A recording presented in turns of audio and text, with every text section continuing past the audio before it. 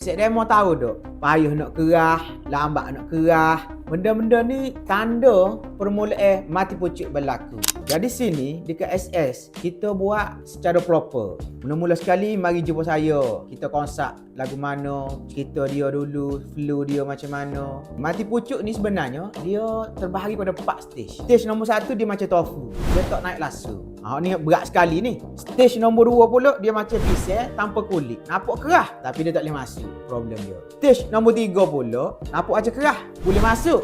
Tapi tiba-tiba dia lembek semula. Stage yang kita nak ialah stage macam timun batal ni, kerah sampai ke sudah. Isuan.